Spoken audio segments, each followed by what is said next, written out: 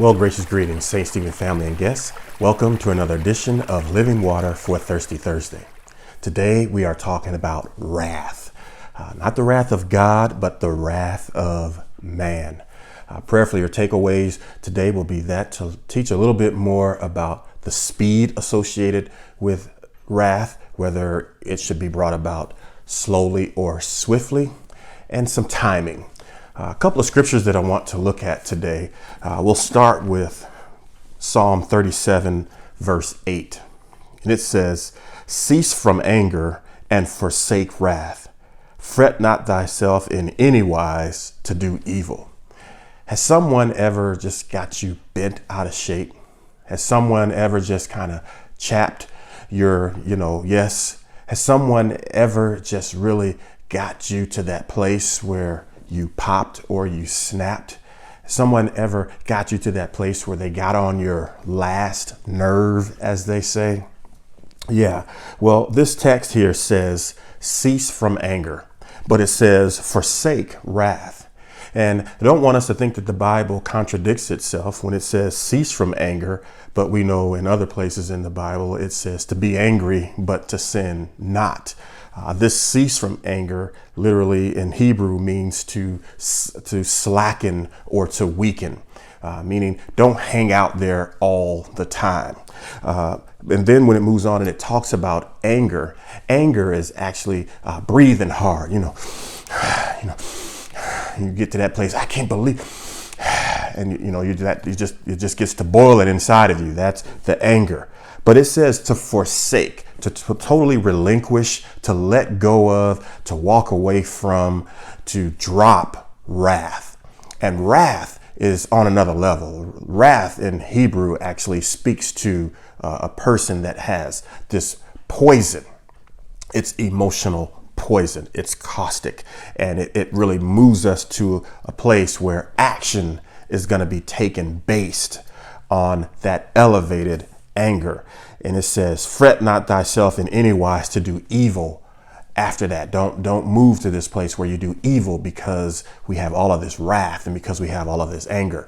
And all of that is great in this text in Psalm 37, and we should not do those things. But where we want to hit today, briefly, quickly, is how do we do that? How do we cease from the anger? How do we forsake the wrath? How do we not do something evil when somebody did something evil to us, when somebody ticked us off, when somebody really pushed that button, when somebody stepped over the proverbial line in our journey? How do we deal with that?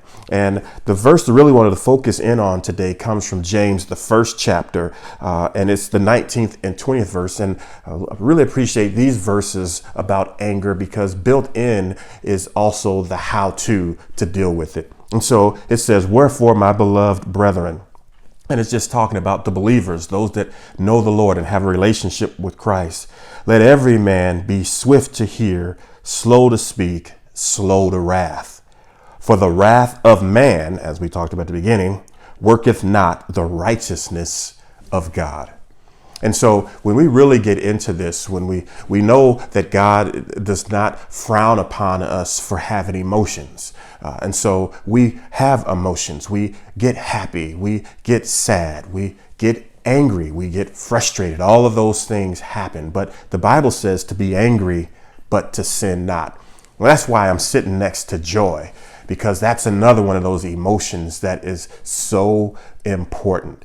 And if we can stay in a constant state of joy, that is the direct opponent, if you would, to anger. And so when you talk about anger, the number one offense against anger is prevention. An old grandma saying that an ounce of prevention is worth more than a pound of cure. And that's exactly what we're speaking with when we talk about having joy versus anger. And so doing all we can to not go there in the first place, because once we get there, we all know it's difficult to de-escalate from anger once we arrive to that place. And if we move all the way to that place of wrath, where we are seething, where we can't think straight, where we get blinded, and then actions just take over, and we can't control the emotion that we feel. This is why marriages end. This is why children get abused. This is why people end up in prison. This is why people lose their jobs.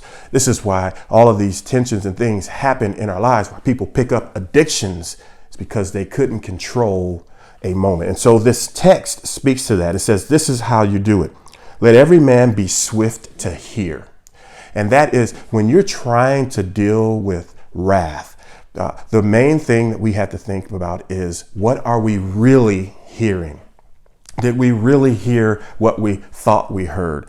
Is this something that happens to everyone, or is this something that's specified or specific just to me?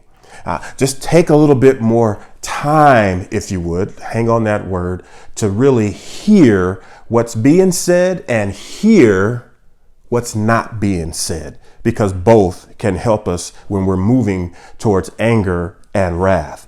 And then it says, let them be slow to speak.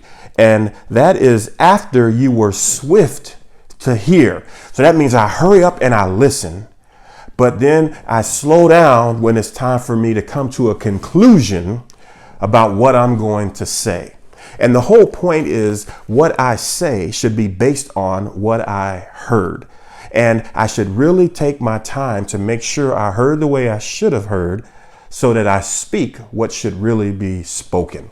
Not what I feel, but what needs to be said to keep me from moving to a place of wrath. And so slow to speak. And then it says, in essence, that will bring us to a place where we can be slow to wrath. Why? Because we were swift to hear and not to move and do something else, because we were slow to speak and we didn't build upon the situation. We didn't take 700 gallons of gasoline and pour it on hot burning embers and just create this big old forest fire. We slowed down, and then we did not cause wrath. How many times have you fueled the flames in a discussion and it got out of control, and wrath comes in, and then people end up in jail? Relationships end up broken. Words are said that you can never take back, right? And then the end of this says, for the wrath of man, our anger, or where we get to, it gets to that level, it worketh not the righteousness of God. And so when you put all of this together and we talk about the speed associated with wrath and anger, it tells us to quickly go to listening, but to slowly speak and to be slow to wrath. So I hope you see that timing is the key. Have you ever heard that quote? Timing is everything. Well, I want to close with our theme this month. Our theme at the church this month is joy. And there's a few things that we said joy never does. And I want you to see if this resonates with you as well, or if it is accurate, because it's a paradox. I challenge you to think through, joy never forgets. What does it never forget? It never forgets blessings. Here's the paradox. Joy never remembers. Joy never remembers what? Never remembers the burdens that come in our lives. The last one is joy never stops. It's always beaming. So the point is, if I have joy in all situations, can I also be so angry and so mad that I lose my job, that I lose my marriage, that I end up in prison, that I lose my life, that I take a life? And so an ounce of prevention is worth far more than a pound of cure. What we need to do is to be very quick to hear, slow to speak, slow to wrath, and to know that joy will prevent us from being wrathful or angry. I pray this helps you on your journey to deal with these 7 deadly sins. Tune in next week as we talk about pride. Continue to make God proud in all you say, think, and do.